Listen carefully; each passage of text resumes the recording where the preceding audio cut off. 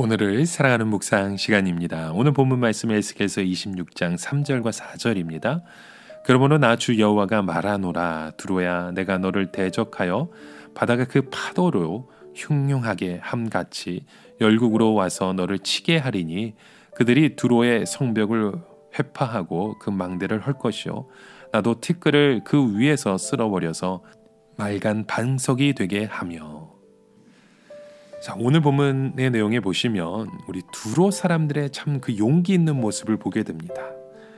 그들은 자신의 더 큰 성공을 위해서 집에 농사나 하고 주저 있어서는 안 되고 바다에 나가서 파도와 싸워서 장사를 해서 성공해야 한다고 생각했었습니다. 그리고 이 사람들은 모두 바다에 나가서 무서운 파도와 싸워 이김으로 거대한 불을 움켜쥔 사람이었죠. 특히 바다에 있는 수많은 해적들과도 싸워서 이긴 자들이었습니다. 어쩌면 자기들이 해적짓을 했을 수도 있습니다. 보통 때 바다는 잔잔하고 아름답지만 일단 바람이 불고 풍랑이 심하게 일어나면 작은 나무배들은 큰 파도에 부딪히면 배는 산산조각 나서 사람들은 모두 물에 빠져 죽게 됩니다. 그래서 옛날 사람들은 모두 바다에는 거대한 용이나 괴물이 산다고 생각해서 감히 바다로 나갈 생각을 하지 못했습니다. 그러게 농사를 짓는 사람들은 용기가 없는 사람들이었고 그냥 현실에 안주하는 사람으로 보았던 것이죠. 그럼에도 불구하고 바다로 진출하는 사람들은 아주 용기가 있는 사람들이었고 야망이 있는 사람들이었습니다. 따라서 옛날에 뱃사람이라고 하면 아주 거친 사람들을 뜻합니다. 왜냐하면 거친 파도와 싸워야 했기 때문에 성격이 거칠어질 수밖에 없었던 것이죠. 특히 지중해나 그 위쪽에 있는 그 바다는 갑자기 거칠어지고 풍랑이 칠 때가 많았습니다. 이 두로 사람들은 바로 그런 파도를 정복하고 돈을 번 사람들이었습니다. 그런데 하나님께서 말씀하시기를 내가 너를 대적하여 바다가 그 파도로 흉흉하게 함같이 열국으로 와서 너를 치게 하리니라는 말씀을 하십니다. 즉 두로는 이 자연의 파도는 이겼을지 몰라도 하나님의 파도는 이기지 못한다는 것입니다. 여러분, 우리 사람들 속에, 우리 마음 속에는 이 세상에 나가서 한번 크게 성공하고 싶은 야망들이 있습니다. 특별히 그 야망이 역경을 이기고 또 시대적인 요구와 잘 일치되면 크게 성공하기도 합니다.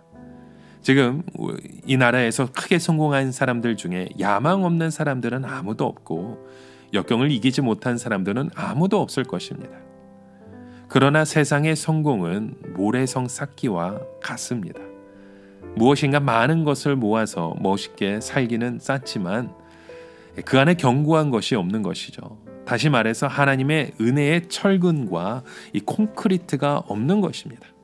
철근과 콘크리트가 없이 아무리 모래를 높이 쌓아 올려도 그 성은 파도가 한번 쓸고 지나가면 남는 것은 아무것도 없습니다. 그래서 하나님께서 오늘 본문 말씀에 이 두로에 대해서 말간 반석이라고 말씀을 하시죠.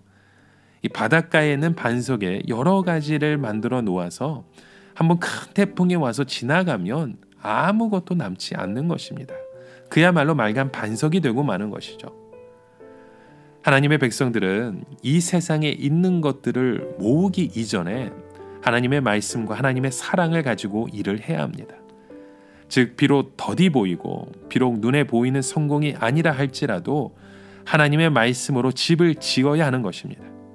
여러분, 우리에게 중요한 것은 하나님의 말씀으로 한 사람 한 사람이 세워지는 것입니다. 이것이야말로 영원히 무너지지 않는 성전을 짓는 것입니다. 여러분, 왜 우리가 세상에 유명한 사람들이나 그 기업들이나 그런 사람들을 부러워하고 있습니까? 그것은 모두 모래로 지어진 성들일 뿐입니다.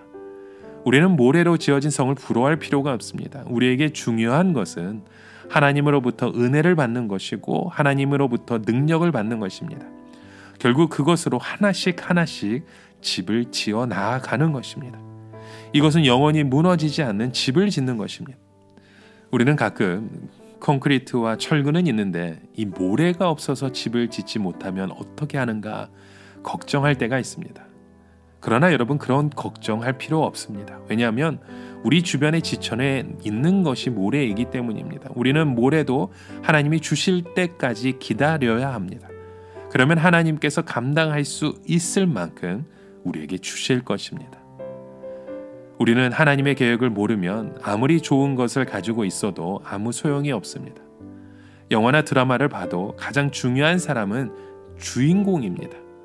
다른 사람은 왕이든지 부자이든지 교수이든지 주인공이 아니면 모두 별 볼 일 없는 배역들입니다. 마찬가지로 지금 역사의 주인공은 누구입니까? 바벨론에 포로되어간 10,000명의 사람들이었습니다. 그리고 나머지 사람들은 모두 다 엑스트라였죠. 두로는 하나님의 드라마에 있어서 단역 배우와 같았습니다. 한번 화려한 옷을 입고 등장한 후에는 망하는 그런 역할이었던 것입니다. 우리가 이 주인공의 역을 빼앗기지 않으려면 자꾸 하나님의 말씀을 붙들어야 하고 들어야 되고 이 말씀의 중심 가운데 살아야 하는 것입니다. 하나님께서 아브라함과 이삭과 야곱에게 가나안 땅을 떠나지 말라고 지시하신 이유가 무엇입니까? 그곳이 바로 하나님의 말씀이 임하는 무대였기 때문입니다. 그래서 기근이 오거나 생활이 불안정하다고 해서 쉽게 그 무대를 내려오지 못하게 하신 것입니다. 에서라는 인물을 보십시오. 하나님의 역할을 어떻게 생각했습니까? 그 가치를 무시했었습니다. 그래서 그는 거의 짐승 같은 역할만 했을 따름입니다. 또 원래 에서는 몸에 털이 많은 데다 사냥을 좋아했기 때문에 그런 모습에 더 가까웠죠. 야곱도 좀 편하게 살려고 외삼촌 라반의 집으로 도망을 갔다가 거의 별 볼 일 없는 사람이 될 뻔했습니다. 그러나 하나님이 야곱을 다시 부르셔서는 그의 무대로 다시 복귀시키는 걸 보게 됩니다. 그가 무대에 복귀하면서 치렀던 그 유명한 역이 바로 이 천사와의 씨름을 통해 이기는 것이었습니다. 우리가 생각하기에 바다로 뛰쳐나가서 파도와 싸워서 이기고 불을 움켜쥔 사람들이 영웅이 될 것 같은데 하나님 앞에서는 단역 배우입니다. 그 대신 바벨론의 포로가 되어서 말씀으로 다시 기초를 배우고 있는 그 이들을 하나님의 자녀들을 주인공으로 불러주시는 것입니다. 여러분, 우리가 하나님 앞에서 가장 중요한 사람들이 되려고 하면 눈에 보이는 것을 잡아서는 안 됩니다. 오직 우리는 하나님의 말씀을 붙들고 하나님의 말씀에 의해서 순종하며 살아가야 하는 것입니다. 이것이 오늘 우리에게 주신 하나님의 은혜인 줄 믿습니다. 여러분, 오늘 하루의 삶을 돌아보며 엑스트라 같은 우리의 삶의 모습이라 생각하지 마십시오. 하나님은 우리의 삶을 주인공으로 만들어 가기 위한 하나님의 그 무대를 1막을 열어주시고 2막을 열어주시고 3막을 열어주실 것입니다. 그의 삶의 고백을 통해 오직 주님 앞에만 영광을 돌리고 주의 말씀대로만 순종하실 수 있는 오늘 하루의 여정 되시길 주님의 이름으로 간절히 축원합니다. 함께 기도합니다. 하나님 아버지, 하나님 우리의 인생의 단역 배우와 같은 우리의 모습이라 할지라도 하나님 그곳에서 하나님의 말씀을 붙들며 주님 앞에 주인공으로 쓰시는 우리의 믿음의 모습이 되길 간절히 소망합니다. 우리의 역할을 온전히 주님 앞에 의지하고 맡겨드리고 그의 말씀 속에만 순종할 수 있는 하나님의 백성 되게 하여 주시옵소서. 예수님의 이름으로 기도드립니다. 아멘.